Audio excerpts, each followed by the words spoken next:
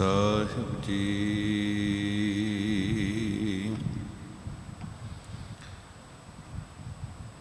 ਕੂਪ ਭਰਿਓ ਜੈਸੇ ਦਾਦਰਾ,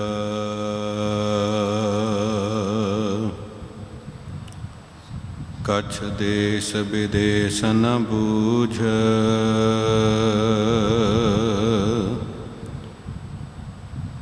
ਐਸੇ ਮੇਰਾ ਮਨ ਵਿਖਿਆ ਵਿਮੋਹਿਆ, ਕਛ ਆਰਾ ਪਾਰ ਨ ਸੂਝ।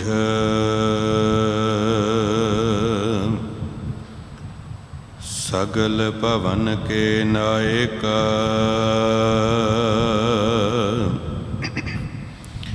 ਇਕ ਛਿਨ ਦਰਸ ਦਿਖਾਏ ਜੀ। ਮਲਨ ਪਈ ਮਤ ਮਾਧਵ, ਤੇਰੀ ਗਤ ਲਖੀ ਨ ਜਾਏ।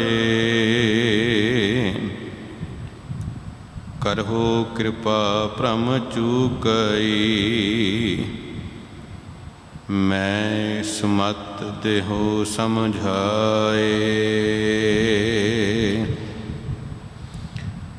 ਜੋਗੀ ਸੁਰ ਪਾਵੈ ਨਹੀਂ, ਤੋ ਗੁਣ ਕਥਨ ਅਪਾਰ। ਪ੍ਰੇਮ ਭਗਤ ਕੈ ਕਾਰਣੈ, ਕਹੋ ਰਵਿਦਾਸ ਚਮਾਰ।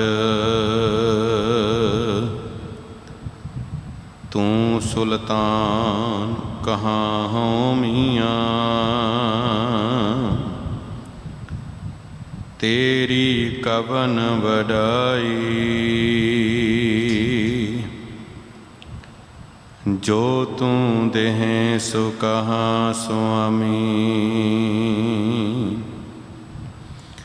ਮੈਂ ਮੂਰਖ ਕਹਿਣ ਨਾ ਜਾਈ।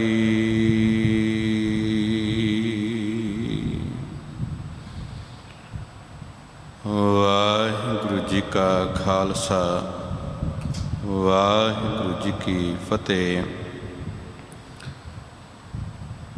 ਦੀਨ ਦਿਆਲ ਸਤਿਗੁਰੂ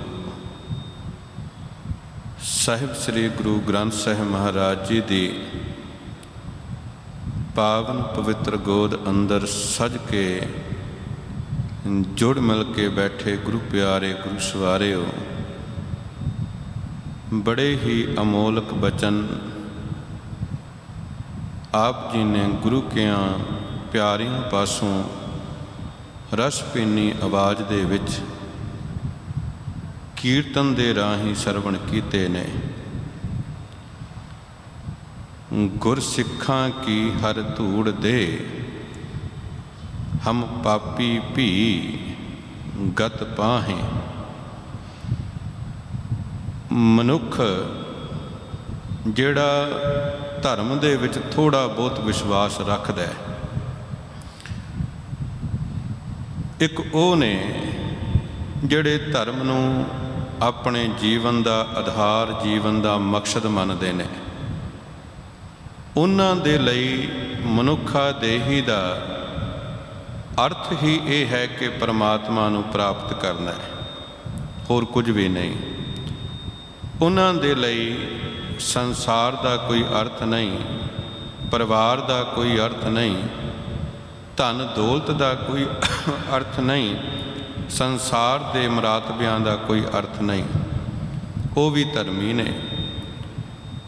ਦੂਜੇ ਉਹ ਨੇ ਜਿਹੜੇ ਸੰਸਾਰੀ ਨੇ, ਪਰਿਵਾਰੀ ਨੇ, ਕਾਰੋਬਾਰੀ ਨੇ, ਪਰ ਫਿਰ ਵੀ ਉਹਨਾਂ ਦੇ ਅੰਦਰ ਧਰਮ ਦੀ ਇੱਛਾ ਹੈ। ਉਹ ਚਾਹੁੰਦੇ ਨੇ ਕਿ ਅਸੀਂ ਉਸ ਪਰਮਾਤਮਾ ਦੀ ਨਜ਼ਰ ਦੇ ਵਿੱਚ ਸੁਰਖਰੂ ਹੋਈਏ। ਦੋਵੇਂ ਜਦੋਂ ਧਰਮ ਦੀ ਸੋਚ ਲੈ ਕੇ ਚੱਲਦੇ ਨੇ ਨਾ, ਤੇ ਦੋਵਾਂ ਦੇ ਮਨਾਂ ਦੇ ਵਿੱਚ ਇੱਕ ਗੱਲ ਪੱਕੀ ਘਰ ਕਰਦੀ ਹੈ ਕਿ ਪ੍ਰਭੂ ਦੇ ਘਰ ਦੇ ਵਿੱਚ ਪੁੰਨੀਆਂ ਦਾ ਵਾਸ ਹੈ ਤੇ ਪਾਪੀਆਂ ਨੂੰ ਫਿਟਕਾਰਾਂ ਨੇ। ਇਸੇ ਕਰਕੇ ਤਿਆਗੀ ਮਨੁੱਖ ਇਸ ਕਰਕੇ ਤਿਆਗ ਕਰ ਦਿੰਦਾ ਹੈ ਕਿ ਸੰਸਾਰ ਵਿੱਚ ਰਵਾਂਗੇ ਤਾਂ ਜਾਣੇ ਅਣਜਾਣੇ, ਚਾਹੁੰਦਿਆਂ ਨਾ ਚਾਹੁੰਦਿਆਂ, ਕਿਤੇ ਨਾ ਕਿਤੇ ਅਸੀਂ ਪਾਪ ਕਰਮ ਕਰਾਂਗੇ ਹੀ ਕਰਾਂਗੇ, ਅਤੇ ਇਹ ਪਾਪ ਕਰਮ ਹੀ ਸਾਨੂੰ ਪਰਮਾਤਮਾ ਤੋਂ ਦੂਰ ਕਰ ਦੇਗਾ। ਇਸ ਕਰਕੇ ਸੰਸਾਰ ਹੀ ਤਿਆਗੀਏ।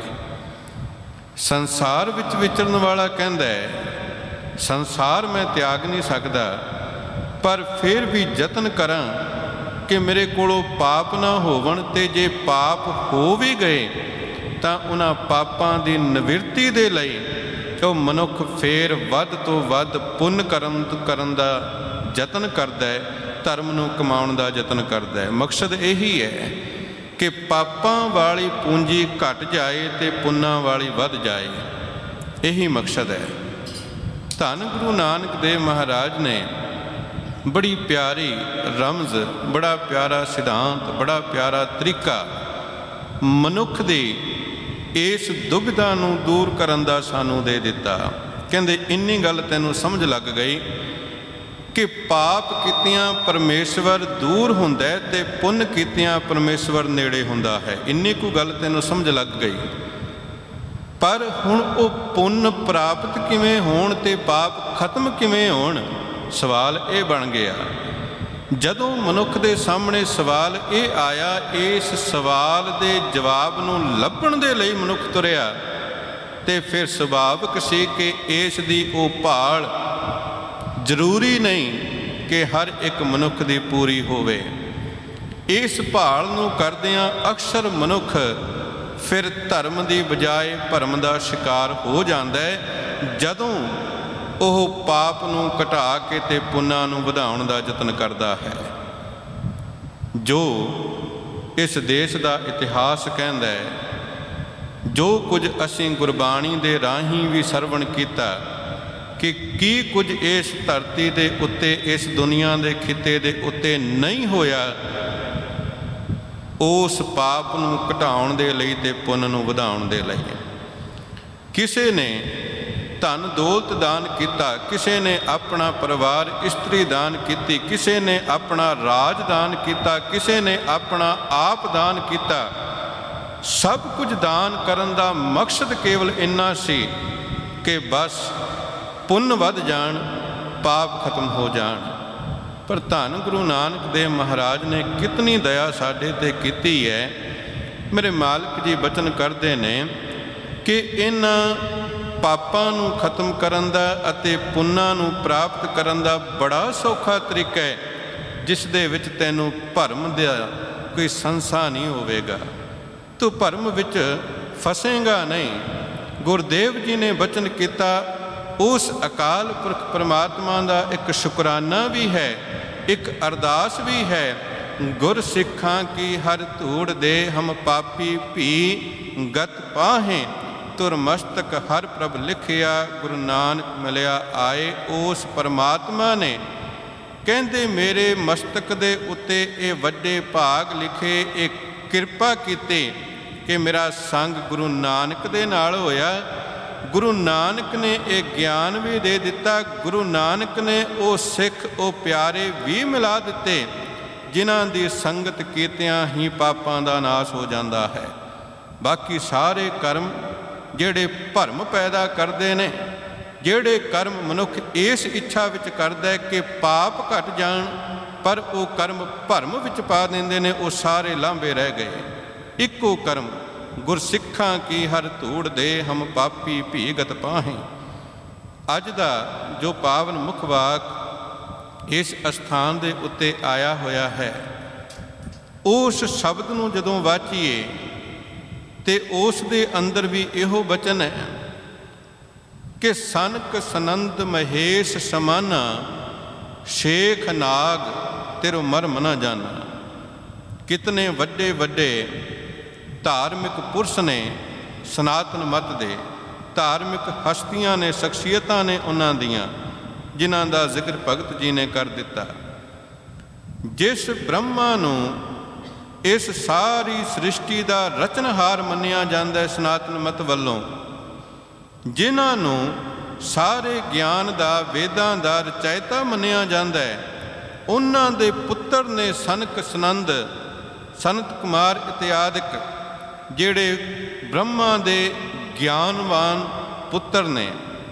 ਪਰ ਗੁਰਦੇਵ ਫਰਮਾਉਂਦੇ ਨੇ ਉਸ ਪਰਮਾਤਮਾ ਦੀ ਅੰਸ਼ ਤੇ ਉਸੇ ਪਰਮਾਤਮਾ ਦੀ ਅੰਸ਼ ਤੋਂ ਪੈਦਾ ਹੋਣ ਵਾਲੇ ਗਿਆਨ ਨੂੰ ਸੁਣਨ ਵਾਲੇ, ਰਚਣ ਵਾਲੇ, ਮਨ ਅੰਦਰ ਚੰਗੀ ਤਰ੍ਹਾਂ ਵਿਚਾਰਨ ਵਾਲੇ ਉਹ ਸਨਕ ਸਨੰਦਨ ਇਤਿਆਤਿਕ ਵੀ ਉਸ ਪਰਮਾਤਮਾ ਦੇ ਭੇਦ ਨੂੰ ਪਾ ਨਾ ਸਕੇ, ਉਹਨੂੰ ਆਪਣੇ ਹਿਰਦੇ ਅੰਦਰ ਵਸਾ ਨਾ ਸਕੇ। ਸਨਕ ਸਨੰਦ ਮਹੇਸ਼ ਸਮਾਨਾ, ਸ਼ੇਖ ਨਾਗ ਤੇਰੋ ਮਰਮ ਨਾ ਜਾਣਾ। ਕਹਿੰਦੇ ਜਿਹੜੇ ਭਗਵਾਨ ਵਿਸ਼ਨੂੰ ਦੇ ਹਮੇਸ਼ਾ ਨਾਲ ਰਹਿਣ ਵਾਲਾ ਸ਼ੇਸ਼ ਨਾਗ ਹੈ ਤੇ ਇੰਨਾ ਕੁ ਕਹਿੰਦੇ ਵਿਦਵਾਨ ਹੈ, ਪਰਮਾਤਮਾ ਦੇ ਗੁਣਾਂ ਨੂੰ ਉਹ ਸਮਝ ਰਿਹਾ ਹੈ, ਜਾਣ ਰਿਹਾ ਹੈ ਕਿ ਹਜ਼ਾਰਾਂ ਆਪਣੇ ਮੂੰਹਾਂ ਤੋਂ ਹਰ ਰੋਜ਼ ਨਵੇਂ ਤੋਂ ਨਵਾਂ ਨਾਮ, ਨਵੇਂ ਤੋਂ ਨਵਾਂ ਨਾਮ ਉਹਦੇ ਗੁਣਾਂ ਨੂੰ ਵੇਖ ਕੇ ਬਿਆਨ ਕਰ ਰਿਹਾ ਹੈ।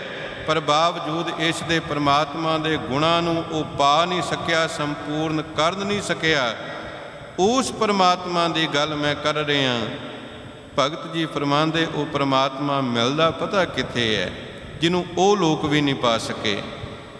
ਤੇ ਆਮ ਮਨੁੱਖ ਤੇ ਕਹੇਗਾ ਨਾ, ਜਿਸ ਪਰਮਾਤਮਾ ਨੂੰ ਐਸੇ ਧਾਰਮਿਕ ਸ਼ਖਸੀਅਤਾਂ ਵੀ ਨਾ ਪਾ ਸਕੀਆਂ ਜਿਨ੍ਹਾਂ ਦਾ ਸਿੱਧਾ ਸੰਬੰਧ ਸਮੇਂ ਦੇ ਭਗਵਾਨ ਦੇ ਨਾਲ ਹੈ, ਤੇ ਫਿਰ ਉਸ ਪਰਮਾਤਮਾ ਨੂੰ ਆਮ ਮਨੁੱਖ ਕਿਤੋਂ ਪਾਏਗਾ। ਤੇ ਭਗਤ ਸਾਹਿਬ ਆਖਦੇ ਨਹੀਂ, ਸੰਤ ਸੰਗਤ ਰਾਮ ਹਿਰਦੈ ਬਸਾਈ। ਆਖਦੇ ਸੰਤਾਂ ਦੀ ਸੰਗਤ ਦੇ ਵਿੱਚ ਉਹ ਪ੍ਰਭੂ ਪਿਆਰਾ ਆ ਕਰਕੇ ਹਿਰਦੇ ਵਿੱਚ ਵਸ ਜਾਂਦਾ, ਜੇਕਰ ਤੂੰ ਸੰਗਤ ਕਰ ਲਾਈ। ਮੈਂ ਵਸਾਉਂਦਾ, ਭਗਤ ਕਬੀਰ ਜੀ ਨੇ ਕਿਹਾ ਮੈਂ ਵਸਾਉਂਦਾ, ਸੰਤ ਸੰਗਤ ਰਾਮ ਹਿਰਦੈ ਬਸਾਈ। ਗੁਰੂ ਨਾਨਕ ਨੇ ਵੀ ਉਹੀ ਬਚਨ ਕਹੇ ਨੇ। ਮੇਰੇ ਮਾਲਕ ਫਰਮਾਉਂਦੇ ਨੇ, ਗੁਰਸਿੱਖਾਂ ਕੀ ਹਰ ਧੂੜ ਦੇ ਹਮ ਪਾਪੀ ਭੀਗਤ ਪਾਹੇ। ਸਾਡੇ ਜਿੰਨੇ ਮਰਜੀ ਵੱਡੇ ਪਾਪ ਹੋਵਣ, ਪਰ ਜੇਕਰ ਸਾਨੂੰ ਗੁਰਸਿੱਖਾਂ ਦੀ ਧੂੜ ਭਾਵ ਗੁਰਸਿੱਖਾਂ ਦੀ ਸੰਗਤ ਪ੍ਰਾਪਤ ਹੋ ਗਈ ਨਾ, ਤੇ ਸੱਚ ਜਾਣੋ ਸਾਰੇ ਪਾਪ ਨਾਸ਼ ਨੇ। ਫਿਰ ਪੁੰਨਾਂ ਦਾ ਵਾਧਾ ਹੈ ਤੇ ਪਾਪ ਖਤਮ ਨੇ। ਸੰਗਤ ਬੜਾ ਹੀ ਪਿਆਰਾ ਵਿਸ਼ਾ ਹੈ, ਬੜਾ ਵਿਸ਼ਾਲ ਵਿਸ਼ਾ ਹੈ। ਜਿਤਨੀ ਮਰਜ਼ੀ ਇਹਦੇ 'ਤੇ ਵਿਚਾਰ ਕਰੀਏ, ਨਿਤਾ ਪ੍ਰਤੀ ਨਵੀਂ ਨਵੀਂ ਵਿਚਾਰ ਆਪ ਜੀ ਸਰਵਣ ਕਰਦੇ ਵੀ ਹੋਵੋਗੇ। ਗੁਰੂ ਨਾਨਕ ਦੇ ਘਰ ਦੇ ਅੰਦਰ ਸੰਗਤ ਦਾ ਗੁਣ, ਸੰਗਤ ਦੀ ਮਹਿਮਾ, ਸੰਗਤ ਦਾ ਤਰੀਕਾ, ਇਹੋ ਇੱਕ ਐਸਾ ਹੈ ਜਿਹੜਾ ਮਨੁੱਖ ਪਰਮਾਤਮਾ ਤੱਕ ਆਪਣੀ ਪਹੁੰਚ ਬਣਾ ਸਕਦਾ ਹੈ, ਬਿਨਾਂ ਕਿਸੇ ਭਰਮ ਦੇ ਤੇ ਬਿਨਾਂ ਕਿਸੇ ਖਾਸ ਯਤਨ ਦੇ। ਭਾਈ ਗੁਰਦਾਸ ਜੀ ਉਹ ਕਿਤਨੀ ਪਿਆਰੀ ਇੱਕ ਆਪਣੀ ਰਚਨਾ ਸਾਡੇ ਸਨਮੁਖ ਰੱਖਦੇ ਨੇ। ਉਹ ਕਹਿੰਦੇ ਨੇ ਕਿ ਬੇਸ਼ੱਕ ਸਾਡੀ ਨਜ਼ਰ ਦੇ ਅੰਦਰ, ਅਸੀਂ ਜਾਣਦੇ ਹਾਂ ਭਾਈ ਗੁਰਦਾਸ ਜੀ ਇੱਕ ਗੁਰਮੁਖ ਵਿਦਵਾਨ ਸੱਜਣ ਨੇ। ਜਿਤਨਾ ਗੁਰਮਤ ਨੂੰ ਭਾਈ ਗੁਰਦਾਸ ਜੀ ਨੇ ਸਮਝਿਆ ਹੈ, ਉਹ ਸ਼ਾਇਦ ਕਿਸੇ ਹੋਰ ਨੇ ਸਮਝਿਆ ਹੋਵੇ। ਰਚਨਾਵਾਂ ਦੀ ਜੇ ਗੱਲ ਕਰੀਏ ਤਾਂ ਭਾਈ ਗੁਰਦਾਸ ਜੀ ਨੇ ਗੁਰਮਤ ਦੇ ਹਰ ਇੱਕ ਭੇਦ ਨੂੰ ਆਪਣੀਆਂ ਰਚਨਾਵਾਂ ਦੇ ਰਾਹੀਂ ਖੋਲ੍ਹਿਆ। ਇੱਥੋਂ ਤੱਕ ਕਿ ਸਿੱਖ ਵਿਦਵਾਨਾਂ ਨੇ ਕਹਿ ਦਿੱਤਾ ਕਿ ਗੁਰਬਾਣੀ ਦੀ ਕੁੰਜੀ ਹੈ, ਜਿੱਥੋਂ ਗੁਰਬਾਣੀ ਦੇ ਕਿਸੇ ਭੇਦ ਦੀ ਸਮਝ ਨਾ ਪਵੇ, ਗੁਰਬਾਣੀ ਦੇ ਸ਼ਬਦ ਨੂੰ ਪੜ੍ਹ ਕੇ ਕਿਸੇ ਭੇਦ ਦੀ ਸਮਝ ਨਾ ਪਵੇ, ਭਾਈ ਗੁਰਦਾਸ ਜੀ ਦੀਆਂ ਰਚਨਾਵਾਂ ਨੂੰ ਪੜ੍ਹ ਲਓ, ਗੁਰਬਾਣੀ ਦੇ ਭੇਦ ਸਮਝ ਆਉਣ ਲੱਗ ਪੈਣਗੇ। ਉਹ ਕਹਿੰਦੇ ਕੁੰਜੀ ਹੈ। ਪਰ ਭਾਈ ਗੁਰਦਾਸ ਜੀ ਜਦੋਂ ਆਪਣੀ ਗੱਲ ਕਰਦੇ ਨੇ ਖੁਦ, ਉਹ ਕਹਿੰਦੇ ਮੈਂ ਵੀ ਪਾਪੀ ਹਾਂ, ਮੈਂ ਵੀ ਪਾਪੀ ਹਾਂ। ਉਹ ਖੁਦ ਆਪਣੇ ਆਪ ਨੂੰ ਕਹਿੰਦੇ ਨੇ। ਫਿਰ ਉਹਨਾਂ ਨੂੰ ਸਵਾਲ ਕੀਤਾ ਕਿ ਜੇਕਰ ਤੁਹਾਡੇ ਵਰਗਾ ਤਤ ਬੇਤਾ ਗੁਰਮਤ ਨੂੰ ਜਾਣਨ ਵਾਲਾ ਵੀ ਪਾਪੀ ਹੈ, ਫਿਰ ਦੱਸੋ ਪਾਪੀਆਂ ਦਾ ਉਧਾਰ ਕਿੱਥੇ ਹੋਵੇਗਾ? ਉਹਨਾਂ ਦਾ ਉਧਾਰ ਕਿੱਥੇ ਹੋਵੇਗਾ? ਫਿਰ ਪਾਪ ਖਤਮ ਕਿੱਥੇ ਹੋਣਗੇ? ਤੇ ਉਹਨਾਂ ਦੀ ਉਹ ਰਚਨਾ ਬੜੀ ਪਿਆਰੀ, ਆਪ ਜੀ ਨੇ ਸ਼ਾਇਦ ਸਰਵਣ ਵੀ ਕੀਤੀ ਹੋਵੇਗੀ ਕਈ ਵਾਰ। ਉਹ ਕਹਿੰਦੇ ਨੇ ਜਿਹੜੀ ਗੱਲ ਗੁਰੂ ਨਾਨਕ ਨੇ ਆਖੀ ਸੀ ਨਾ ਕਿ ਸਾਰੇ ਕਰਮਾਂ ਤੋਂ ਉੱਤਮ ਕਰਮ ਇੱਕੋ ਹੀ ਹੈ, ਕੂੜ ਦੀ ਦੀਵਾਰ ਨੂੰ ਤੋੜਨ ਵਾਲਾ ਸਭ ਤੋਂ ਉੱਤਮ ਕਰਮ ਇੱਕੋ ਹੀ ਹੈ। ਮਨੁੱਖ ਉਹ ਕਰਮ ਕਰ ਲਏ, ਹੋਰ ਕਿਸੇ ਦੀ ਲੋੜ ਨਹੀਂ। ਉਹ ਕਰਮ ਕੀਸੀ ਕਿਵ ਸਚਿਆਰਾ ਹੋਈ ਹੈ, ਕਿਵ ਕੂੜੈ ਟੁੱਟੈ ਪਾਲ, ਹੁਕਮ ਰਜ਼ਾਈ ਚੱਲਣਾ ਨਾਨਕ। ਲਿਖਿਆ ਨਾਲ। ਤੇ ਇੱਕ ਗੁਰੂ ਨੇ ਬਚਨ ਕੀਤਾ ਸੀ, ਅੰਮ੍ਰਿਤ ਵੇਲਾ ਸਚ ਨਾਉ ਵਡਿਆਈ ਵਿਚਾਰ, ਕਰਮੀ ਆਵੈ ਕੱਪੜਾ ਨਦਰੀ ਮੋਖ ਦੁਆਰ। ਜਿਹੜੀ ਅੰਮ੍ਰਿਤ ਵੇਲੇ ਦੀ ਸੰਭਾਲ ਕਰਕੇ ਪਰਮਾਤਮਾ ਦੇ ਗੁਣਾਂ ਦੀ ਵਿਚਾਰ ਕਰ ਲੈਂਦੇ ਨੇ ਨਾ, ਬਖਸ਼ਿਸ਼ ਦੇ ਪਾਤਰ ਹੋ ਜਾਂਦੇ ਨੇ। ਉਹਨਾਂ ਦੇ ਉੱਤੇ ਪਰਮਾਤਮਾ ਦਇਆ ਕਰਦਾ ਹੈ, ਉਹਨਾਂ ਦੀ ਲੱਜ ਪੱਤ ਰੱਖ ਲੈਂਦਾ ਹੈ, ਉਹਨਾਂ ਦੇ ਪਾਪਾਂ ਨੂੰ ਲੁਕੋ ਲੈਂਦਾ ਹੈ ਬਖਸ਼ਿਸ਼ ਦੇ ਕੱਪੜੇ ਦੇ ਨਾਲ। ਤੇ ਫਿਰ ਭਾਈ ਗੁਰਦਾਸ ਜੀ ਤੁਸੀਂ ਆਪਣੀ ਗੱਲ ਦੱਸੋ, ਇਹ ਤੇ ਗੁਰੂ ਨਾਨਕ ਦੀ ਹੈ। ਤੇ ਭਾਈ ਗੁਰਦਾਸ ਜੀ ਫਰਮਾਉਂਦੇ, ਜਿਨ੍ਹਾਂ ਕੋਲ ਕੱਪੜਾ ਆਪਣਾ ਹੋਵੇ ਨਾ ਤੇ ਉਹਦੇ ਮਨ ਅੰਦਰ ਦਇਆ ਵੀ ਹੋਵੇ, ਤੇ ਦਇਆਵਾਨ ਸੱਜਣ ਕੀ ਕਰਦਾ ਹੈ, ਉਹਦੀ ਸ਼ਰਨ ਵਿੱਚ ਕੋਈ ਨੰਗੇਜ਼ ਲੈ ਕਰਕੇ ਆ ਜਾਏ। ਜਿਹੜਾ ਆਪ ਨੰਗੇਜ਼ ਧਾਰੀ ਬੈਠਾ ਉਹਦੀ ਗੱਲ ਅਲੱਗ ਹੈ, ਪਰ ਜਿਹਦੇ ਕੋਲ ਆਪਣਾ ਵਸਤਰ ਹੈ, ਉਹਦੀ ਸ਼ਰਨ ਵਿੱਚ ਕੋਈ ਨੰਗੇਜ਼ ਮਨੁੱਖ ਆ ਜਾਏ ਤਾਂ ਉਹ ਆਪਣੇ ਵਸਤਰ ਦੇ ਨਾਲ ਉਸ ਸ਼ਰਨ ਆਏ ਹੋਏ ਨੰਗੇਜ਼ ਦਾ ਵੀ ਨੰਗੇਜ਼ ਢੱਕ ਦਿੰਦਾ ਹੈ, ਢੱਕ ਦਿੰਦਾ ਜਿਹਦੇ ਕੋਲ ਆਪਣਾ ਵਸਤਰ ਹੈ। ਇਸ ਕਰਕੇ ਜਿਨ੍ਹਾਂ ਨੇ ਅੰਮ੍ਰਿਤ ਵੇਲੇ ਦੀ ਸੰਭਾਲ ਕਰਕੇ ਤੇ ਉਹਨਾਂ ਪਰਮਾਤਮਾ ਦੇ ਵਿਚਾਰ ਕਰਕੇ ਬਖਸ਼ਿਸ਼ ਦਾ ਵਸਤਰ ਪ੍ਰਾਪਤ ਕਰ ਲਿਆ ਹੈ ਨਾ, ਬਸ ਉਹਨਾਂ ਦੀ ਸੰਗਤ ਚਾਹੀਦੀ। ਉਹਨਾਂ ਦੀ ਸੰਗਤ ਵਿੱਚ ਗਿਆ ਉਹ ਆਪਣੀ ਬਖਸ਼ਿਸ਼ ਦੇ ਉਸ ਵਸਤਰ ਕੱਪੜੇ ਦੇ ਨਾਲ ਸਾਡਾ ਵੀ ਨੰਗੇਜ਼, ਸਾਡੇ ਵੀ ਪਾਪ ਢੱਕ ਦੇਣਗੇ। ਬਚਨ ਬੜੇ ਪਿਆਰੇ ਨੇ, ਉਹ ਬਚਨ ਕਰਦੇ ਨੇ, ਨਖ ਸਿੱਖ ਲੋ ਸਗਲ ਅੰਗ ਰੋਮ ਰੋਮ ਕਰ, ਕਾਟ ਕਾਟ ਸਿੱਖਣ ਕੇ ਚਰਨ ਪਰਵਾਰੀ ਹੈ। ਅੱਖ ਦੇ ਪੈਰ ਦੇ ਅੰਗੂਠੇ ਦੇ ਨੋਹ ਤੋਂ ਲੈ ਕੇ ਸਿਰ ਦੇ ਕੇਸਾਂ ਤੱਕ ਹਰ ਇੱਕ ਰੋਮ, ਹਰ ਇੱਕ ਅੰਗ ਦਾ ਟੁਕੜਾ ਟੁਕੜਾ ਕਰਕੇ ਛੋਟੇ ਛੋਟੇ ਕਰਕੇ ਕਹਿੰਦੇ ਗੁਰਸਿੱਖਾਂ ਦੇ ਚਰਨਾਂ ਦੇ ਉੱਤੋਂ ਕੁਰਬਾਨ ਕਰਦੇ ਹਾਂ। ਨਖ ਸਿੱਖ ਲੋ ਸਗਲ ਅੰਗ ਰੋਮ ਰੋਮ ਕਰ, ਕਾਟ ਕਾਟ ਸਿੱਖਣ ਕੇ ਚਰਨ ਪਰ ਵਾਰੀਐ। ਅਗਨ ਜਲਾਏ ਫੁਨ ਪੀਸਨ ਪਿਸਾਹੇ ਤਾਹੇ, ਲੈ ਉਡੈ ਅਨਕ ਹੋਏ, ਲੈ ਉਡੈ ਅਨਕ ਪਵਨ ਹੋਏ ਪ੍ਰਕਾਰੀ ਹੈ। ਤੇ ਅੱਗੇ ਬਚਨ ਕਰਦੇ ਨੇ, ਆਖਦੇ ਨੇ, ਜਹ ਜਹ ਪਗ ਪੰਥ ਧਰੇ ਗੁਰ ਸਿੱਖ ਪ੍ਰਾਤ, ਤਾਹੇ ਤਾਹੇ ਮਾਰਗ ਮੈਂ ਭਸਮ ਕੋ ਡਾਰੀਐ। ਮੇਰੀ ਬੇਨਤੀ ਹੈ, ਮੇਰੇ ਸਰੀਰ ਦੇ ਇੰਨੇ ਛੋਟੇ ਛੋਟੇ ਟੁਕੜੇ ਕਰ ਦਿਓ, ਫਿਰ ਉਹਨਾਂ ਨੂੰ ਸਾੜ ਕੇ ਕੋਲੇ ਬਣਾ ਦਿਓ, ਫਿਰ ਪੀ ਕੇ ਉਹਨਾਂ ਦੀ ਸਵਾਹ ਬਣਾ ਦਿਓ। ਫਿਰ ਮੈਂ ਬੇਨਤੀ ਕਰਾਂ ਇਸ ਹਵਾ ਨੂੰ, ਮੇਰੀ ਇਸ ਸਵਾਹ ਨੂੰ ਲੈ ਕੇ ਉੱਡ ਜਾ। ਤੇ ਉਡਾ ਕੇ ਕਿੱਥੇ ਲੈ ਕੇ ਜਾ, ਕਹਿੰਦੇ ਉਹਨਾਂ ਮਾਰਗਾਂ ਤੇ ਰਾਹਾਂ ਦੇ ਉੱਤੇ, ਜਿਨ੍ਹਾਂ ਰਾਹਾਂ ਦੇ ਉੱਤੇ ਪ੍ਰਾਤ ਅੰਮ੍ਰਿਤ ਵੇਲੇ ਕਿਤੇ ਗੁਰੂ ਕੇ ਪਿਆਰੇ ਰੱਬ ਦੇ ਪਿਆਰ ਦੇ ਵਿੱਚ ਉਸ ਮਾਰਗ ਦੀ ਉਸਤਤੀ ਕਰਨ ਦੇ ਲਈ ਧਰਮਸ਼ਾਲ ਵੱਲ ਨੂੰ ਤੁਰਦੇ ਨੇ। ਜਿਹ ਜਿਹ ਪੰਥ ਪਗ ਧਰੇ ਗੁਰ ਪੰਥ ਪ੍ਰਾਤ, ਤਾਹੇ ਤਾਹੇ ਮਾਰਗ ਮੈਂ ਭਸਮ ਕੋ ਡਾਰੀਐ। ਕਾਰਨ ਕੀ, ਕਹਿੰਦੇ ਤਿਹ ਪਦ ਪਾਦਕ ਚਰਨ ਲਿਵ ਲਾਗੀ ਰਹਿ, ਦਇਆ ਕੈ ਦਇਆਲ ਮੋਹਿ ਪਤਿਤ ਉਧਾਰੀਐ। ਗੁਰਸਿੱਖਾਂ ਕੀ ਹਰ ਧੂੜ ਦੇ ਹਮ ਪਾਪੀ ਭੀਗਤ ਪਾਹੇ। ਕਹਿੰਦੇ ਉਹਨਾਂ ਦੇ ਚਰਨਾਂ ਨਾਲ ਸੰਗ ਮਿਲ ਗਿਆ ਨਾ, ਤੇ ਸੱਚੀ ਗੱਲ ਜੇ ਮੇਰੇ ਪਾਪੀ ਦਾ ਵੀ ਉਧਾਰ ਹੋ ਜਾਏਗਾ। ਧੰਨ ਗੁਰੂ ਹਰਗੋਬਿੰਦ ਸਾਹਿਬ ਮਹਾਰਾਜ ਮੀਰੀ ਪੀਰੀ ਦੇ ਮਾਲਕ, ਜਿਨ੍ਹਾਂ ਦਾ ਪਾਵਨ ਪ੍ਰਕਾਸ਼ ਪੁਰਬ ਆਪ ਜੀ ਨੇ ਕੱਲ੍ਹ ਬੜੇ ਪਿਆਰ ਸਤਿਕਾਰ ਨਾਲ ਮਨਾਇਆ।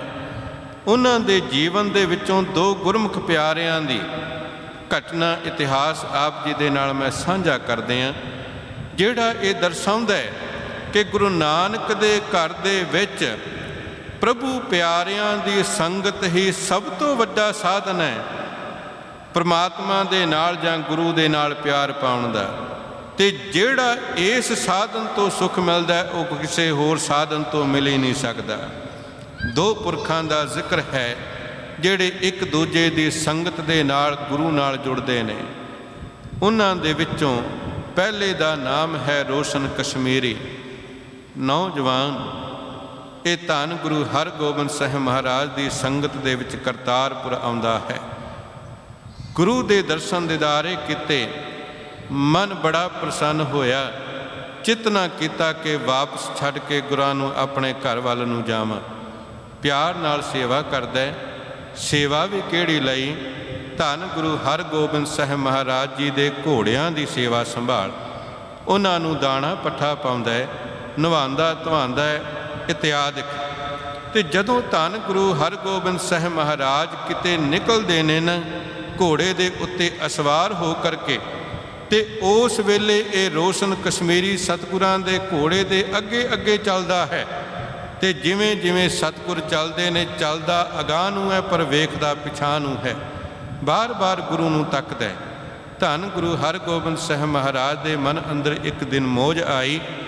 ਸਮਾਂ ਦੁਪਹਿਰ ਦਾ, ਧੁੱਪ ਖਿੜੀ ਹੈ ਤੇ ਸਤਿਗੁਰੂ ਬੜੇ ਆਰਾਮ ਦੇ ਨਾਲ ਘੋੜੇ ਤੇ ਜਾ ਰਹੇ ਨੇ। ਰੋਸ਼ਨ ਕਸ਼ਮੀਰੀ ਵੇਖਦਾ, ਅੱਗੇ ਅੱਗੇ ਜਾਂਦਾ ਪਰ ਵੇਖਦਾ ਪਿਛਾਂਹ ਹੈ। ਸਤਿਗੁਰਾਂ ਨੇ ਹੌਲੀ ਕਰਕੇ ਘੋੜੇ ਦੀ ਜਿਹੜੀ ਰਫ਼ਤਾਰ ਸੀ ਉਹ ਵਧਾ ਦਿੱਤੀ। ਉਹਨਾਂ ਘੋੜੇ ਦੀ ਰਫ਼ਤਾਰ ਵਧਾਈ, ਰੋਸ਼ਨ ਕਸ਼ਮੀਰੀ ਵੀ ਰਫ਼ਤਾਰ ਵਧਾਉਂਦਾ ਹੈ। ਸਤਿਗੁਰਾਂ ਨੇ ਥੋੜ੍ਹੀ ਜਿਹੀ ਰਫ਼ਤਾਰ ਹੋਰ ਤੇਜ਼ ਕੀਤੀ, ਉਹ ਆਪਣੀ ਰਫ਼ਤਾਰ ਵਧਾ ਲੈਂਦਾ ਹੈ। ਵੇਖਦਿਆਂ ਵੇਖਦਿਆਂ ਸਤਿਗੁਰ ਮੌਜ ਅੰਦਰ ਆਏ, ਘੋੜਾ ਦੜਾਉਣਾ ਸ਼ੁਰੂ ਕਰ ਦਿੱਤਾ ਤੇ ਜਿਤਨਾ ਕੁ ਦਮ ਉਸ ਨੌਜਵਾਨ ਵਿੱਚ ਸੀ, ਰੋਸ਼ਨ ਕਸ਼ਮੀਰੀ ਉਸੇ ਤਰ੍ਹਾਂ ਦੌੜਦਾ ਹੈ, ਦੌੜਦਾ ਅਗਾਂਹ ਹੈ ਤੇ ਦੇਖਦਾ ਪਿਛਾਂਹ ਹੈ। ਧੰਨ ਗੁਰੂ ਹਰਗੋਬਿੰਦ ਸਾਹਿਬ ਮਹਾਰਾਜ ਦਇਆ ਦੇ ਘਰ ਵਿੱਚ ਆਏ। ਉਹਨਾਂ ਬਚਨ ਕੀਤਾ, ਦੱਸ ਤੇਰਾ ਕਾਰਨ ਕੀ ਹੈ? ਤੂੰ ਸਾਡੇ ਵੱਲ ਵੇਖਦਾ, ਦੌੜਦਾ ਅਗਾਂਹ ਨੂੰ, ਪਸੀਨੋ ਪਸੀਨੀ ਹੋਇਆ, ਮਨ ਦੇ ਅੰਦਰ ਇੱਛਾ ਕੀ ਹੈ? ਕਹਿਣ ਲੱਗਾ, ਸਤਿਗੁਰੂ ਦਰਸ਼ਨਾਂ ਦੀ ਚਾਹਨਾ ਹੈ।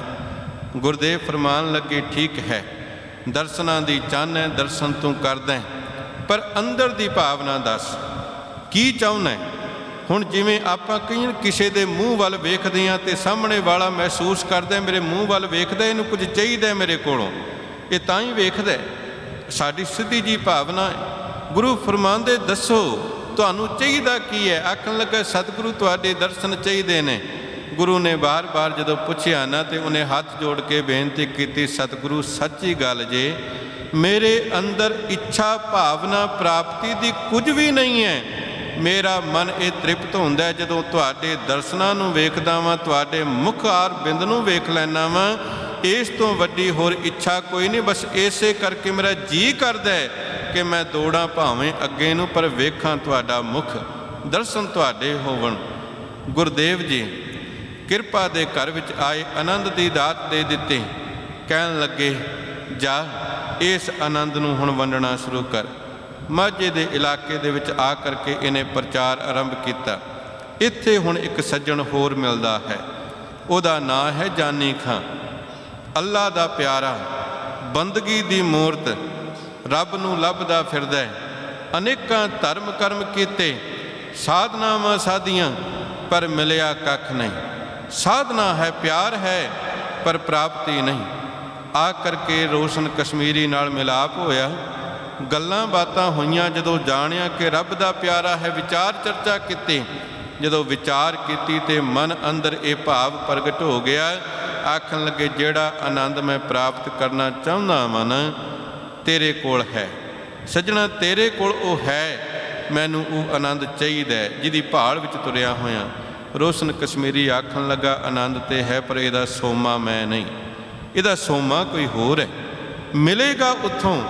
ਤੇ ਆਖਣ ਲੱਗਾ, ਫਿਰ ਮੈਂ ਕਿੱਥੇ ਜਾਵਾਂ, ਉਹ ਸੋਮਾ ਕਿੱਥੇ ਹੈ? ਤੇ ਰੋਸ਼ਨ ਕਸ਼ਮੀਰੀ ਆਖਣ ਲੱਗਾ, ਸੋਮਾ ਕੀਰਤਪੁਰ ਹੈ, ਉੱਥੇ ਜਾ, ਉੱਥੇ ਜਾਵੀਂ, ਤੈਨੂੰ ਆਨੰਦ ਮਿਲੇਗਾ। ਤੁਰਨ ਲੱਗਾ ਤੇ ਰੋਸ਼ਨ ਕਸ਼ਮੀਰੀ ਨੇ ਬੜੇ ਪਿਆਰ ਨਾਲ ਗੱਲ ਕਹੀ ਸੀ। ਆਖਣ ਲੱਗੇ, ਗੱਲ ਸੁਣ, ਚੱਲੇ ਆਏ, ਪਰ ਮੇਰੀ ਗੱਲ ਪੱਲੇ ਬੰਨ੍ਹ ਕੇ ਜਾਈਂ। ਉਹ ਕੀ? ਕਹਿੰਦਾ, ਦੇਖ ਤੂੰ ਮੇਰੇ ਕੋਲ ਆਇਆ, ਕੀ ਸੁਣ ਕੇ ਆਇਆ ਕਿ ਫਕੀਰ ਹੈ, ਤੂੰ ਫਕੀਰ ਕਰਕੇ ਆਇਆ ਮੇਰੇ ਕੋਲ, ਤੂੰ ਫਕੀਰੀ ਬਾਣਾ ਵੇਖ ਲੈ, ਤੇਰਾ ਮਨ ਟਿਕ ਗਿਆ। ਪਰ ਕਹਿੰਦੇ, ਜਿਹੜਾ ਆਨੰਦ ਮੇਰੇ ਕੋਲ ਹੈ, ਆਨੰਦ ਦਾ ਸੋਮਾ, ਆਨੰਦ ਦਾ ਮਾਲਕ, ਆਨੰਦ ਦਾ ਚਸ਼ਮਾ ਕੀਰਤਪੁਰ ਬੈਠਾ ਹੈ, ਪਰ ਜਦੋਂ ਉੱਥੇ ਜਾਏਗਾ ਨਾ, ਭੁਲੇਖਾ ਨਾ ਖਾ ਜਾਈਂ। ਕਿਉਂ? ਕਹਿੰਦੇ, ਭੁਲੇਖਾ ਇਸ ਕਰਕੇ ਨਾ ਖਾ ਜਾਈਂ ਕਿਉਂਕਿ ਮੈਨੂੰ ਫਕੀਰ ਕਰਕੇ ਜਾਣਿਆ, ਉਹਨਾਂ ਕੋਲ ਚੱਲਿਆ। ਤੇਰੇ ਮਨ ਅੰਦਰ ਹੋਵੇਗਾ, ਫਕੀਰ ਹੋਵਣਗੇ, ਹੈਨ ਵੀ, ਪਰ ਉਹਨਾਂ ਦਾ ਲਿਬਾਸ ਜਦੋਂ ਤੱਕੇਗਾ ਨਾ ਤੇ ਭੁਲੇਖਾ ਤੈਨੂੰ ਲੱਗ ਸਕਦਾ ਫਕੀਰਾਂ ਵਾਲਾ ਨਹੀਂ। ਉਹਨਾਂ ਦੇ ਸਿਰ ਦੇ ਉੱਤੇ ਗੋਲ ਦਸਤਾਰੇ ਨਹੀਂ, ਦੁਮਾਲੇ ਨੇ। ਉਹਨਾਂ ਦੇ ਸਿਰ ਦੇ ਉੱਤੇ ਮਾਲਾ ਨਹੀਂ, ਕਲਗੀ ਲੱਗੀ ਹੈ। ਉਹਨਾਂ ਦੇ ਲੱਕ ਦੇ ਨਾਲ 2 ਤਲਵਾਰਾਂ ਬੱਧੀਆਂ ਨੇ। ਉਹਨਾਂ ਦੇ ਹੱਥ ਦੇ ਉੱਤੇ ਬਾਜ਼ ਬਹਿੰਦਾ ਹੈ। ਕਹਿੰਦੇ, ਵੇਖੀ ਇਹਨਾਂ ਨੂੰ ਵੇਖ ਕੇ ਕਿਤੇ ਭੁਲੇਖਾ ਨਾ ਖਾ ਜਾਈਂ। ਗੁਰੂ ਦੇ ਚਰਨਾਂ ਦੇ ਵਿੱਚ ਜਾ ਕੇ ਫਰਿਆਦ ਕਰੀ ਬਸ, ਤੇ ਉਡੀਕ ਕਰੀ ਗੁਰੂ ਤੈਨੂੰ ਬਚਨ ਕਦੋਂ ਕਰਦਾ ਹੈ। ਗੁਰੂ ਬਚਨ ਜਿਹੜਾ ਮਰਜ਼ੀ ਕਰਦੇ, ਪਰ ਜਦੋਂ ਗੁਰੂ ਨੇ ਬਚਨ ਤੈਨੂੰ ਕਰ ਦਿੱਤਾ ਨਾ, ਬਸ ਉਹਨੂੰ ਸੰਭਾਲ ਨਹੀਂ, ਆਨੰਦ ਤੋਂ ਵਾਂਝਾ ਨਹੀਂ ਰਹੇਗਾ। ਤੁਰ ਪਿਆ, ਕੀਰਤਪੁਰ ਸਾਹਿਬ ਆਇਆ, ਕਹਿੰਦਾ ਮੈਂ ਗੁਰੂ ਹਰਗੋਬਿੰਦ ਸਾਹਿਬ ਮਹਾਰਾਜ ਨੂੰ ਮਿਲਣਾ ਹੈ। ਮੇਰੇ ਗੁਰੂ ਨੇ ਪਰਖ ਰੱਖ ਦਿੱਤੀ, ਸਿੱਖਾਂ ਨੂੰ ਆਖਿਆ ਇਹਨੂੰ ਪੁੱਛ ਲਓ ਕੀ ਚਾਹੀਦਾ, ਦੇ ਦਿਓ। ਸਿੱਖ ਪੁੱਛਦੇ ਨੇ ਕੀ ਚਾਹੀਦਾ, ਕਹਿੰਦੇ ਜਾਨੀ ਕੋ ਜਾਨੀ ਸੇ ਮਿਲਾ ਦਿਓ। ਸਿੱਖ ਜਾਣਦੇ ਨੇ, ਕਹਿੰਦੇ ਸਤਿਗੁਰੂ ਇਹ ਕਹਿੰਦਾ, ਗੁਰਦੇਵ ਫਰਮਾਨ ਲੱਗੇ ਕੋਈ ਗੱਲ ਨਹੀਂ, ਉਹਨੂੰ ਕੋ ਭੋਜਨ ਪ੍ਰਸਾਦਾ ਛਕਣਾ ਤੇ ਛਕ। 2-3 ਦਿਨ ਦਾ ਸਮਾਂ ਇਸ ਤਰ੍ਹਾਂ ਬਤੀਤ ਹੁੰਦਾ ਹੈ। ਸਿੱਖ ਪੁੱਛਦੇ ਨੇ ਤੈਨੂੰ ਜੋ ਕੁਝ ਚਾਹੀਦਾ ਦਿੰਦੇ ਆ, ਗੁਰੂ ਦਾ ਹੁਕਮ ਹੈ। ਉਹ ਕਹਿੰਦਾ ਨਹੀਂ, ਜਾਨੀ ਕੋ ਜਾਨੀ ਸੇ ਮਿਲਾ ਦਿਓ, ਬਸ ਇੱਕੋ ਹੀ ਰੱਟ। ਧੰਨ ਗੁਰੂ ਹਰਗੋਬਿੰਦ ਸਾਹਿਬ ਮਹਾਰਾਜ ਨੇ ਬਥੇਰਾ ਉਹਨੂੰ ਇਗਨੋਰ ਕੀਤਾ, ਦੇਖਣ ਤੋਂ ਆਪਣੇ ਤੋਂ ਇਸ ਤਰ੍ਹਾਂ ਮਹਿਸੂਸ ਕਰਾਇਆ ਕਿ ਤੇਰੀ ਕਦਰ ਕੋਈ ਨਹੀਂ। ਪਰ ਜਿਨ੍ਹਾਂ ਦਾ ਸਿਦਕ ਭਰੋਸਾ ਅੰਦਰੋਂ ਸੰਪੂਰਨ ਹੋਵੇ ਨਾ, ਉਹ ਇੰਨੀ ਛੇਤੀ ਡੋਲਿਆ ਨਹੀਂ ਕਰਦੇ। ਅਖੀਰ ਸਮਾਂ ਬਣ ਆਇਆ ਤੇ ਧੰਨ ਗੁਰੂ ਹਰਗੋਬਿੰਦ ਸਾਹਿਬ ਮਹਾਰਾਜ ਨੇ ਬਚਨ ਕਰ ਦਿੱਤਾ, ਕਹਿੰਦੇ ਉਹਨੂੰ ਆਖੋ ਜੇ ਜਾਨੀ ਨੂੰ ਮਿਲਣਾ ਹੈ ਨਾ, ਜਾ ਉਧਰ ਸਤਲੁਜ ਬਹਿੰਦਾ ਜੇ ਜਾ ਕੇ ਵਿੱਚ ਛਾਲ ਮਾਰ ਦੇ। ਤੇ ਜਦੋਂ ਇਹ ਬਚਨ ਸਿੱਖਾਂ ਨੇ ਜਾ ਕੇ ਕਹਿ ਦਿੱਤਾ ਨਾ ਜਾਨੀ ਖਾਂ ਨੂੰ, ਤੇ ਰੋਸ਼ਨ ਕਸ਼ਮੀਰੀ ਦੇ ਬੋਲ ਚੇਤੇ ਆ ਗਏ। ਕਹਿੰਦੇ ਗੁਰੂ ਦੇ ਹੁਕਮ ਦੀ ਉਡੀਕ ਕਰੀ, ਗੁਰੂ ਦੇ ਹੁਕਮ ਦੇ ਵਿੱਚ ਹੀ ਆਨੰਦ ਹੈ। ਉਹਨਾਂ ਬੋਲਾਂ ਨੂੰ, ਉਹਨਾਂ ਹੁਕਮਾਂ ਨੂੰ ਸੰਭਾਲ ਨਹੀਂ, ਹੁਕਮ ਸੰਭਾਲ ਲਿਆ। ਪ੍ਰਸੰਨ ਚਿਤ ਹੋ ਕਰਕੇ ਦਰਿਆ ਵੱਲ ਭੱਜਾ, ਜਾ ਕੇ ਛਾਲ ਮਾਰੀ, ਸਿੱਖਾਂ ਬਾਹਰ ਕੱਢਿਆ। ਧੰਨ ਗੁਰੂ ਹਰਗੋਬਿੰਦ ਸਾਹਿਬ ਮਹਾਰਾਜ ਉੱਥੇ ਆਪ ਬਖਸ਼ਿਸ਼ ਕਰਦੇ ਨੇ, ਆਖਣ ਲੱਗੇ ਪੁਰਖਾ ਨਿਹਾਲ ਨਿਹਾਲ ਨਿਹਾਲ, ਤੇਰੀ ਘਾਲਣਾ ਥਾਂ ਪਈ, ਵੇਖ ਜਾਨੀ ਦੇ ਸਨਮੁਖ ਉਹਦਾ ਜਾਨੀ ਹੈ। ਜਿਸ ਆਨੰਦ ਦੀ ਭਾਲ ਦੇ ਲਈ ਜਾਨੀ ਖਾਂ ਨੇ ਅਨੇਕਾਂ ਸਾਧਨ ਸਾਧ ਲਏ, ਪਰ ਜਦੋਂ ਗੁਰੂ ਦੀ ਸੰਗਤ ਵਿੱਚ ਆ ਗਿਆ, ਚਰਨਾਂ ਨੂੰ ਸਪਰਸ਼ ਕੀਤਾ, ਗੁਰੂ ਨੇ ਮਸਤਕ ਤੇ ਹੱਥ ਧਰਿਆ ਤੇ ਅੰਦਰ ਦਾ ਆਨੰਦ ਖਿੜ ਪਿਆ। ਅੰਦਰ ਉਹ ਦਾਤ ਮਿਲ ਗਈ ਜਿਹਦੀ ਭਾਲ ਵਿੱਚ ਸੀ। ਗੁਰੂ ਨੇ ਬਚਨ ਕੀਤਾ ਕਿ ਪਾਪਾਂ ਦੀ ਰਾਸ ਘਟ ਜਾਂਦੀ ਹੈ ਤੇ ਪੁੰਨਾਂ ਦੀ ਰਾਸ ਆਪਣੇ ਆਪ ਵੱਧ ਜਾਂਦੀ ਹੈ, ਪ੍ਰਗਟ ਹੋ ਜਾਂਦੀ ਹੈ, ਜਦੋਂ ਕਿਤੇ ਕੋਈ ਮਨੁੱਖ ਗੁਰਮੁਖਾਂ ਦੀ ਸੰਗਤ ਦੇ ਵਿੱਚ ਜੁੜ ਪੈਂਦਾ ਹੈ। ਆਹ ਸੰਗਤ ਆਪਾਂ ਹਰ ਰੋਜ਼ ਸੁਬਾਹ ਸ਼ਾਮ ਕਰਦੇ ਹਾਂ। ਮੇਰੀ ਜਾਚੇ, ਜੇ ਮੈਂ ਦਾਵਾ ਤੇ ਦੇਖੋ ਆਪਾਂ ਕੋਈ ਨਹੀਂ ਕਰ ਸਕਦੇ, ਕਿਉਂਕਿ ਭਗਤ ਕਬੀਰ ਜੀ ਨੇ ਬੜਾ ਪਿਆਰਾ ਬਚਨ ਕੀਤਾ ਹੈ ਵੈਸੇ ਕਿ ਦਾਵੈ ਦਾਜਨ ਹੋਤ ਹੈ, ਨਿਰਦਾਵੈ ਰਹਿ ਨਿਸੰਕ, ਜੋ ਜਨ ਨਿਰਦਾਵੈ ਰਹਿ ਸੋ ਗਨੈ ਇੰਦਰ ਸੋ ਰੰਕ। ਜਿਹੜਾ ਮਨੁੱਖ ਦਾਅਵੇ ਕਰਦਾ ਏ ਨਾ, ਉਹ ਦਾਅਵਿਆਂ ਦੇ ਪਿੱਛੇ ਪੈ ਕੇ ਕਈ ਵਾਰ ਖੁਆਰ ਹੋ ਜਾਂਦਾ ਹੈ, ਕਿਉਂਕਿ ਦਾਅਵੇ ਝੂਠੇ ਪੈ ਜਾਂਦੇ ਨੇ। ਪਰ ਜਿਹੜਾ ਨਿਰਦਾਵਾ ਰਹਿੰਦਾ, ਜਿਹੜਾ ਕਿਸੇ ਚੀਜ਼ ਤੇ ਦਾਅਵਾ ਨਹੀਂ ਕਰਦਾ, ਉਹਦੇ ਸਾਹਮਣੇ ਕਿਤੇ ਰਾਜਾ ਵੀ ਆ ਜਾਏ ਨਾ, ਉਹਦੇ ਲਈ ਭਿਖਾਰੀਓ ਹੁੰਦਾ ਹੈ ਉਹ ਰਾਜਾ, ਕਿਉਂਕਿ ਜਿਹਦੇ ਦਾਅਵੇ ਨੇ ਆ ਮੇਰਾ ਆ ਮੇਰਾ ਆ ਮੇਰਾ, ਉਹ ਦਾਅਵਾ ਕਰਨ ਵਾਲਾ ਇਸ ਚਿੰਤਾ ਵਿੱਚ ਰਹਿੰਦਾ ਕਿਤੇ ਖੁਸ਼ ਨਾ ਜਾਏ ਮੇਰੇ ਕੋਲੋਂ, ਇਸੇ ਚਿੰਤਾ ਵਿੱਚ ਰਹਿੰਦਾ ਕਿ ਕਿਤੇ ਖੁਸ਼ ਨਾ ਜਾਏ। ਪਰ ਜਿਹਦੇ ਕੋਲ ਹੈ ਹੀ ਕੱਖ ਨਹੀਂ, ਜਿਹੜਾ ਕਹਿੰਦਾ ਮੇਰਾ ਹੈ ਹੀ ਕੁਝ ਵੀ ਨਹੀਂ, ਉਹਨੂੰ ਕੋਈ ਆ ਕੇ ਤੇਰਾ ਸਭ ਕੁਝ ਖੋਹ ਲਵਾਂਗਾ ਨੇ, ਮੇਰੀ ਗੱਲ ਮੰਨੋ, ਕਹਿੰਦਾ ਚੱਲਦਾ ਬਣ, ਤੂੰ ਖੋਏਂਗਾ ਕਿ ਮੇਰਾ ਕੁਝ ਹੈ ਹੀ ਨਹੀਂ, ਤੇਰਾ ਡਰ ਕਿਸ ਚੀਜ਼ ਦਾ।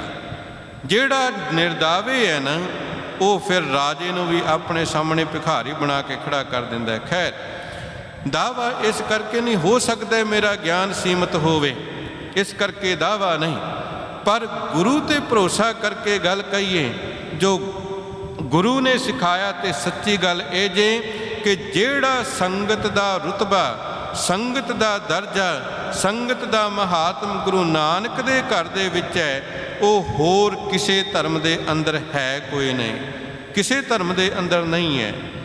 ਗੁਰਸਿੱਖਾਂ ਕੀ ਹਰ ਧੂੜ ਦੇ ਹਮ ਪਾਪੀ ਭੀਗਤ ਪਾਹੇ, ਬੜੀ ਪਿਆਰੀ ਸਾਖੀ ਹੈ ਇਤਿਹਾਸ ਦੀ, ਆਪ ਜੀ ਦੇ ਨਾਲ ਸਾਂਝੀ ਕਰਦਿਆਂ। ਉਹ ਵੀ ਭਾਈ ਲਾਲ ਸਿੰਘ ਜੀ ਢਾਲ ਤਿਆਰ ਕਰਦੇ ਨੇ, ਬੜੀ ਸੋਹਣੀ।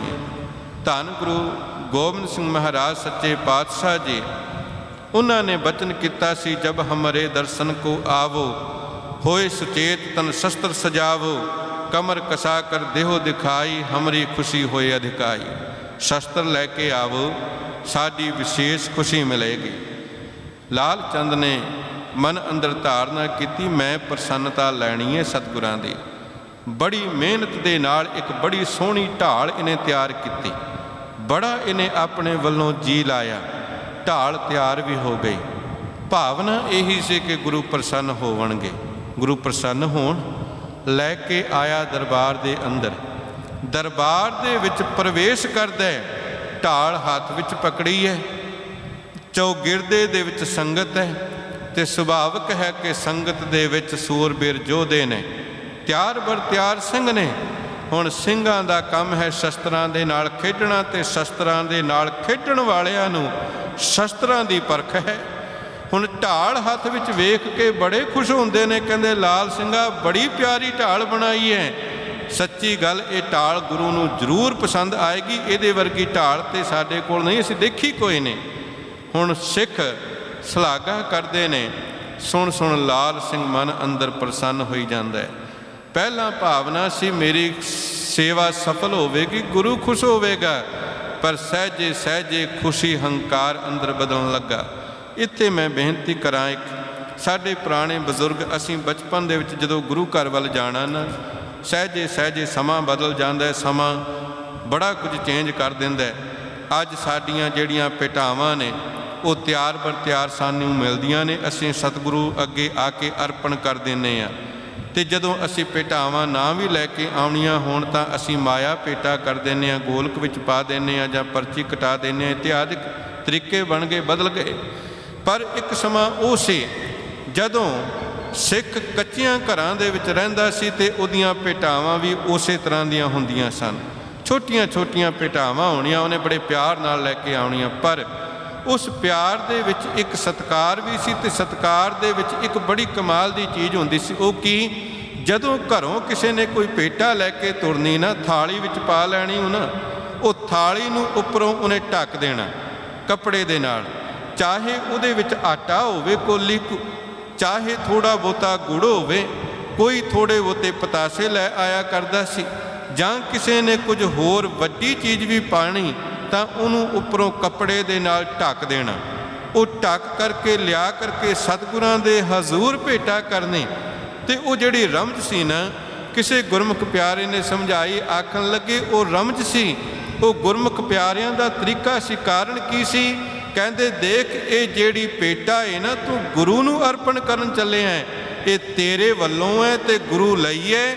ਇਹ ਤੇਰੇ ਅਤੇ ਗੁਰੂ ਦੇ ਵਿਚਕਾਰ ਦੀ ਗੱਲ ਹੈ, ਇਹਦੇ ਵਿੱਚ ਕੋਈ ਤੀਜਾ ਨਹੀਂ ਆਉਣਾ ਚਾਹੀਦਾ। ਜਦੋਂ ਤੀਜਾ ਆਏਗਾ ਨਾ ਤੇ ਸੱਚ ਜਾਣ ਤਾਰ ਟੁੱਟੇਗੀ, ਤਾਰ ਟੁੱਟੇਗੀ। ਤੂੰ ਪੜਦਾ ਰੱਖ ਗੁਰੂ ਨੂੰ ਕੀ ਦਿੱਤਾ ਹੈ, ਤੇ ਗੁਰੂ ਤੇਰਾ ਪੜਦਾ ਰੱਖੇਗਾ ਕਿ ਤੂੰ ਕੀ ਦਿੱਤਾ ਹੈ।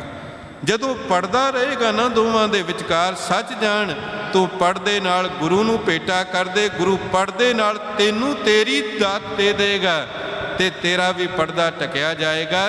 ਪਰ ਜਦੋਂ ਮਨੁੱਖ ਪੜਦੇ ਚੁੱਕ ਕਰਕੇ ਕੁਝ ਗੁਰੂ ਨੂੰ ਅਰਪਣ ਕਰਨ ਦਾ ਯਤਨ ਕਰਦਾ ਹੈ ਨਾ, ਜਿਹਨੂੰ ਮੈਂ ਕਹਿ ਲਵਾਂ ਕਿ ਮਨੁੱਖ ਦਿਖਾਵਾ ਕਰਨ ਦਾ ਯਤਨ ਕਰਦਾ ਹੈ, ਖਿਮਾ ਕਰ ਦੇਣਾ, ਆਪਣੇ ਵੱਲੋਂ ਤਾਂ ਗੁਰੂ ਨੂੰ ਭੇਟਾ ਕਰਦਾ ਹੈ, ਪਰ ਉਹ ਜਦੋਂ ਪੜਦੇ ਚੁੱਕ ਕੇ ਭੇਟਾ ਕਰਦਾ ਹੈ ਨਾ, ਗੁਰੂ ਅਤੇ ਸਿੱਖ ਦੇ ਵਿਚਕਾਰ ਤੀਜਾ ਆਉਂਦਾ ਅਤੇ ਉਹ ਤੀਜੇ ਦੇ ਕਾਰਨ ਉਹ ਤਾਰ ਟੁੱਟਦੀ ਹੈ। ਇਸੇ ਕਰਕੇ ਮਨੁੱਖ ਕਈ ਵਾਰ ਭੇਟਾ ਕਰਨ ਦੇ ਬਾਵਜੂਦ ਵੀ ਗੁਰੂ ਤੋਂ ਕੁਝ ਪ੍ਰਾਪਤ ਨਹੀਂ ਕਰ ਪਾਉਂਦਾ।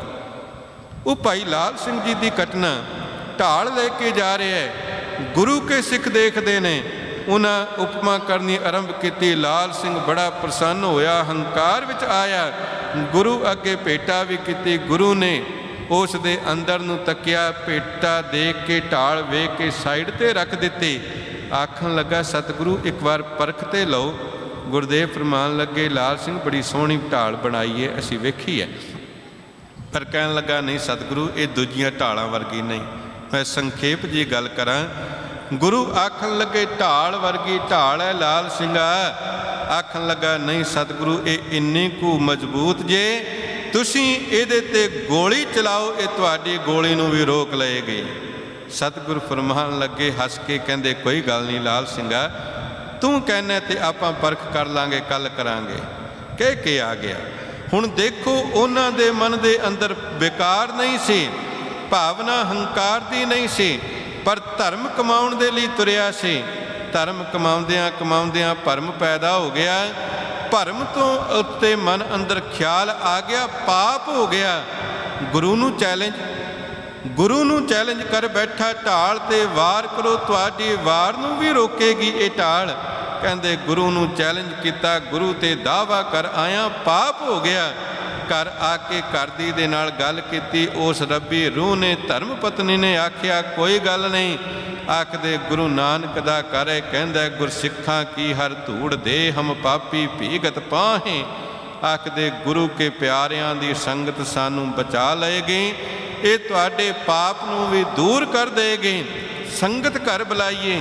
ਉਹਨਾਂ ਗੁਰੂ ਕੀ ਸੰਗਤ ਨੂੰ ਪੰਜਾਂ ਪਿਆਰਿਆਂ ਦੇ ਰੂਪ ਵਿੱਚ ਇਤਿਹਾਸ ਕਹਿੰਦੇ ਨੇ ਘਰ ਬੁਲਾਇਆ, ਉਹਨਾਂ ਦੀ ਸੇਵਾ ਕੀਤੀ, ਪ੍ਰਸਾਦਾ ਪਾਣੀ ਛਕਾਇਆ। ਫਿਰ ਆਖਣ ਲੱਗੇ ਗੁਰੂ ਕੇ ਪਿਆਰਿਓ ਅਰਦਾਸ ਕਰਦੇ ਹੋ। ਕਾਹਦੀ ਅਰਦਾਸ ਕਰਨੀ ਹੈ ਜੀ? ਸੁਭਾਵਿਕ ਹੈ ਸੁਖ ਸ਼ਾਂਤੀ ਦੀ ਕਰੀਏ, ਕਾਰੋਬਾਰ ਦੇ ਵਾਧੇ ਦੀ ਕਰੀਏ, ਕਾਹਦੀ ਕਰੀਏ? ਆਖਣ ਲੱਗੇ ਪਾਪ ਹੋ ਗਿਆ, ਗੁਨਾਹ ਹੋ ਗਿਆ, ਬਸ ਖਤਮ ਹੋ ਜਾਏ। ਸਿੱਖਾਂ ਨੇ ਜਦੋਂ ਸਾਰੀ ਗੱਲ ਸੁਣੀ ਨਾ, ਉਹਨਾਂ ਦੇ ਮਨ ਅੰਦਰ ਵੀ ਇੱਕ ਵਾਰ ਤੇ ਸੰਸਾ ਪੈਦਾ ਹੋਇਆ, ਕੀ ਅਰਦਾਸ ਕਰੀਏ? ਗੁਰੂ ਨੂੰ ਮੱਥਾ ਲਾ ਕੇ ਆ ਗਏ ਹੋ, ਪਰ ਫਿਰ ਵੀ ਉਹਨਾਂ ਅਰਦਾਸ ਬੇਨਤੀ ਕੀਤੀ, ਸਿੱਖ ਤੁਹਾਡਾ ਭੁੱਲਣ ਹਾਰ ਹੈ, ਸੁਤ ਅਪਰਾਧ ਕਰਤ ਹੈ, ਜੇਤੇ ਜਨਨੀ ਚੀਤ ਨ ਰਾਖਸ ਤੇਤੇ ਰਾਮਈਆ, ਹਉ ਬਾਰਕ ਤੇਰਾ ਕਾਹੇ ਨ ਖੰਡਸ ਅਵਗੁਣ ਮੇਰਾ। ਤੁਸੀਂ ਸਾਡੇ ਅਵਗੁਣਾਂ ਨੂੰ ਖੰਡਨ ਕਰਨ ਦੇ ਸਮਰੱਥ ਕਰਦੇ ਹੋ। ਅਰਦਾਸ ਬੇਨਤੀ ਕਰ ਦਿੱਤੀ। ਅੰਮ੍ਰਿਤ ਵੇਲਾ ਹੋਇਆ, ਦਿਨ ਦੂਜਾ ਦਿਨ ਚੜ੍ਹਿਆ। ਸਤਿਗੁਰਾਂ ਦੇ ਹਜ਼ੂਰ ਢਾਲ ਲੈ ਕਰਕੇ ਉਹ ਖੜਾ ਹੁੰਦਾ ਲਾਲ ਸਿੰਘ। ਅੱਗੇ ਢਾਲ ਹੈ, ਪਿੱਛੇ ਆਪ ਹੈ ਸਤਿਗੁਰੂ। ਬਾਰ-ਬਾਰ ਨਿਸ਼ਾਨਾ ਸਾਧਦੇ ਨੇ ਪਰ ਨਿਸ਼ਾਨਾ ਲਗਾਉਂਦੇ ਨਹੀਂ। ਹਵਾ ਵਿੱਚ ਮੇਰੇ ਮਾਲਕ ਨੇ ਫਾਇਰ ਕੀਤਾ। ਸਿੱਖ ਪੁੱਛਦੇ ਨੇ ਸਤਿਗੁਰੂ ਗੱਲ ਕੀ ਬਣੀ? ਕਹਿੰਦੇ ਲਾਲ ਸਿੰਘ ਇਹ ਬੜਾ ਚੁਸਤ ਚਲਾਕ, ਬੜਾ ਸਿਆਣਾ ਨਿਕਲਿਆ ਹੈ। ਕੱਲ ਦਾਵਾ ਸਾਡੇ ਨਾਲ ਕਰ ਗਿਆ ਤੇ ਹੁਣ ਢਾਲ ਦੀ ਬਜਾਏ ਇਹ ਸਿੱਖ ਸੰਗਤ ਨੂੰ ਅੱਗੇ ਕਰੀ ਬੈਠਾ ਹੈ, ਗੁਰਸਿੱਖਾਂ ਨੂੰ ਅੱਗੇ ਕਰੀ ਬੈਠਾ ਹੈ। ਅਸੀਂ ਢਾਲ ਤੇ ਗੋਲੀ ਚਲਾ ਦਈਏ, ਪਰ ਸੰਗਤ ਤੇ ਕਿਵੇਂ ਚਲਾਈਏ? ਗੁਰਸਿੱਖਾਂ ਕੀ ਹਰ ਧੂੜ ਦੇ, ਹਮ ਪਾਪੀ ਭੀਗਤ ਪਾਹੇ।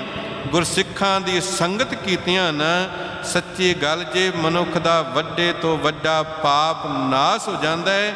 ਪਰ ਸੰਗਤ ਗੁਰਸਿੱਖ ਹੋਵਣ ਉਹ ਜਿਹੜੇ ਸੱਚਮੁੱਚ ਉਸ ਪ੍ਰਭੂ ਪਿਆਰ ਦੇ ਵਿੱਚ ਭਿੱਜੇ ਹੋਏ ਹੋਵਣ। ਇੱਕ ਬਚਨ ਕਹਿ ਕੇ ਮੈਂ ਖਿਮਾ ਦਾ ਜਾਚਕ ਹੋਵਾਂ। ਸਮੇਂ ਦੇ ਵਿੱਚ ਰਹਿੰਦਿਆਂ ਇੱਕ ਬਾਇਜ਼ੀਦ ਖਾਨ ਹੋਇਆ ਹੈ ਪੱਛਮ ਦੇ ਵੱਲ, ਬੜਾ ਸੂਰਮਾ ਯੋਧਾ। ਇੰਨਾ ਕੁ ਯੋਧਾ ਕਹਿੰਦੇ ਇਹਦੇ ਬਾਰੇ ਮਸ਼ਹੂਰ ਸੀ, ਇਕੱਲਾ ਹੀ ਜੰਗ ਦਾ ਰੁਖ ਬਦਲ ਦਿੰਦਾ ਸੀ।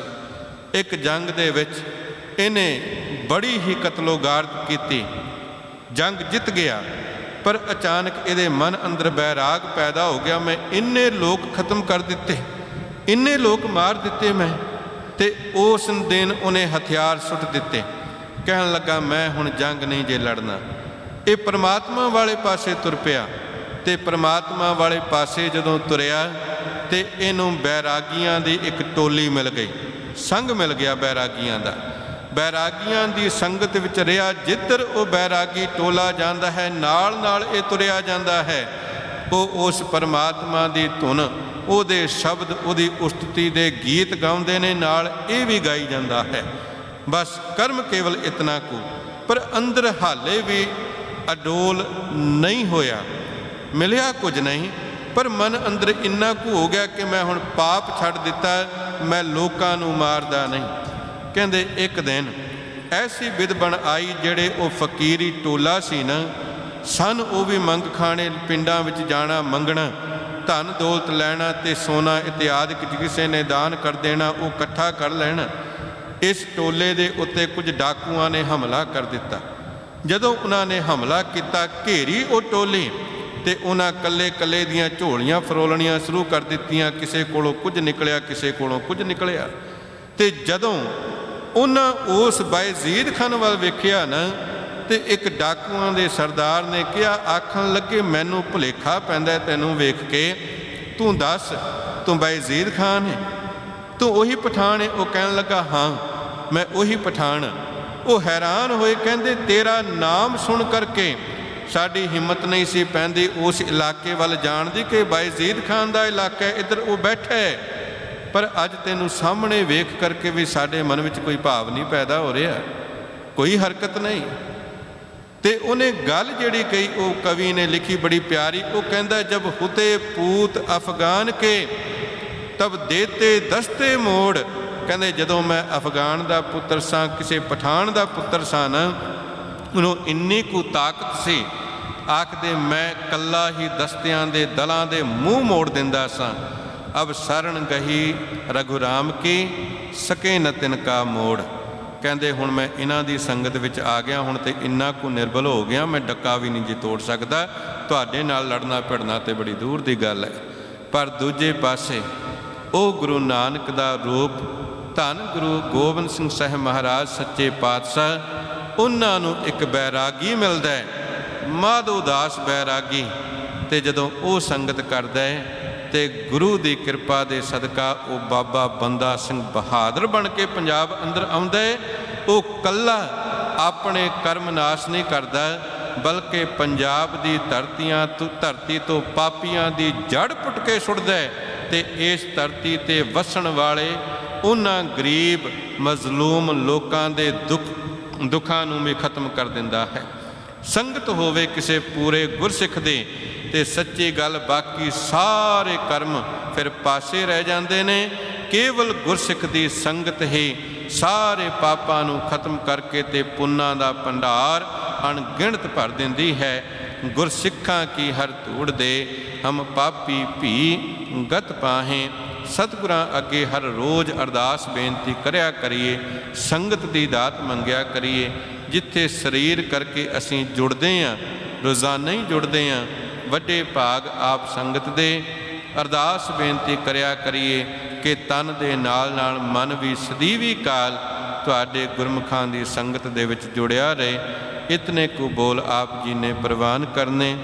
ਕੋਟਾਨ ਕੋਟ ਸ਼ੁਕਰਾਨਾ ਧੰਨਵਾਦ ਤਾਹਿ ਸਾਹਿਬ ਸ੍ਰੀ ਗੁਰੂ ਗ੍ਰੰਥ ਸਾਹਿਬ ਮਹਾਰਾਜ ਸੱਚੇ ਪਾਤਸ਼ਾਹ ਜੀ ਦਾ, ਜਿਨ੍ਹਾਂ ਨੇ ਆਪ ਸੰਗਤ ਦੀ ਸੇਵਾ ਕਰਨ ਦਾ ਸੁਭਾਗ ਸਮਾਂ ਬਖਸ਼ਿਆ। ਗੁਰਦੁਆਰਾ ਪ੍ਰਬੰਧਕ ਕਮੇਟੀ ਦਾ ਧੰਨਵਾਦ। ਅਸੀਸ ਬਖਸ਼ੋ ਜੀ। ਵਾਹਿਗੁਰੂ ਜੀ ਕਾ ਖਾਲਸਾ, ਵਾਹਿਗੁਰੂ ਜੀ ਕੀ ਫਤਿਹ।